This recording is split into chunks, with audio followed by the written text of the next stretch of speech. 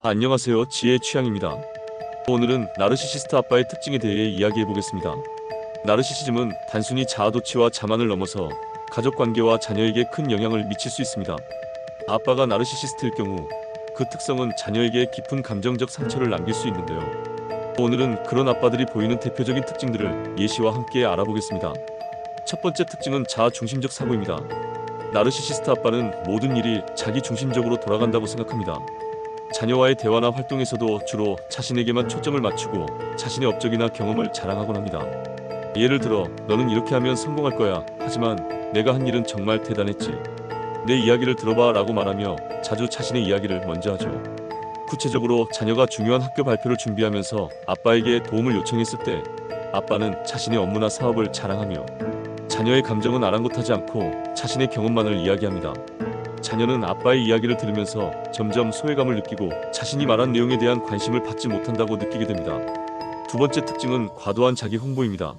나르시시스트 아빠는 자녀 앞에서도 끊임없이 자신을 과시하려 합니다. 자신의 성공, 능력 그리고 인맥을 자랑하면서 자녀에게도 이를 반복적으로 강조하죠. 예를 들어, 아빠가 자녀와 친구들을 만나러 나갔을 때 내가 이 사업을 어떻게 일구어낸지 알아? 나는 정말 대단한 사람이야 라고 자주 말합니다. 자녀는 이런 말을 듣고 자랑스러워하기보다는 압박감을 느끼며 아빠가 자기를 정말 사랑하는지에 대한 의문을 가질 수 있습니다. 세 번째 특징은 타인의 감정에 무감각함입니다. 나르시시스트 아빠는 자녀가 상처를 받거나 슬퍼할 때 이를 이해하려 하지 않으며 오히려 자녀의 감정을 무시합니다. 그들은 자신의 욕구나 감정이 더 중요하다고 생각하기 때문에 자녀의 감정에 관심을 기울이지 않는 경우가 많습니다. 예를 들어, 자녀가 학교에서 힘든 일을 겪고 집에 돌아와 눈물을 흘리며 아빠에게 이야기합니다. 그러나 아빠는 그거는 별일 아니야, 힘내라고 말하면서 자녀의 고통을 제대로 인식하지 못합니다. 자녀는 점점 아빠에게 자신의 감정을 털어놓는 것에 대한 불안을 느끼게 되죠. 네 번째 특징은 비판적이고 완벽주의적입니다. 나르시시스트 아빠는 자녀가 이룬 성과에 대해 칭찬을 아끼고 항상 더 나은 결과를 요구합니다. 그들은 자녀가 완벽해야만 인정받는다고 믿기 때문에 자녀가 실수를 하면 거세게 비판하거나 무시하는 경향이 있습니다. 예를 들어, 자녀가 학교 시험에서 좋은 성적을 받았을 때 아빠는 좋긴 하지만 다른 친구는 얼마나 더 잘했어? 왜 너는 그렇게밖에 성적을 못 받았니? 라고 말하면서 자녀를 비난합니다. 자녀는 아빠의 기대에 맞추려고 애쓰지만 그 기대를 채우지 못할 때 큰 좌절감을 느끼게 됩니다. 다섯 번째 특징은 감정적으로 냉담하고 무관심함입니다. 나르시시스트 아빠는 자녀가 애정을 표현하더라도 이를 무시하거나 냉정하게 반응합니다. 그들은 자녀의 필요보다는 자신의 편안함이나 즐거움을 우선시하기 때문에 자녀는 점점 아빠와의 감정적 연결을 느끼지 못하게 됩니다. 예를 들어, 자녀가 아빠에게 다가가서 아빠, 나 오늘 좋은 일이 있었어 라고 말했을 때 아빠는 스마트폰에 집중하며 그래, 잘했네 라고 무덤덤하게 답하고 자녀는 상처를 입습니다.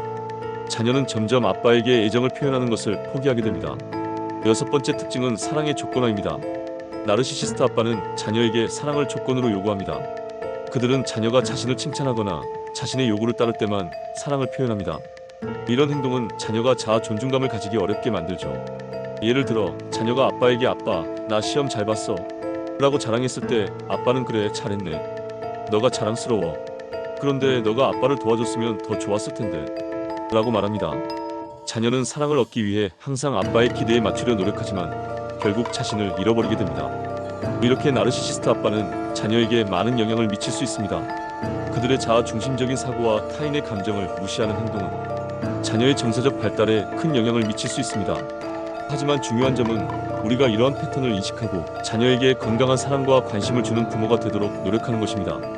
오늘 영상이 도움이 되셨다면 좋아요와 구독 버튼을 눌러주세요. 자녀와의 관계에서 어떻게 더 나은 부모가 될 수 있는지에 대해 더 많은 이야기를 나누고 싶습니다. 지금까지 지혜의 취향이었습니다. 감사합니다.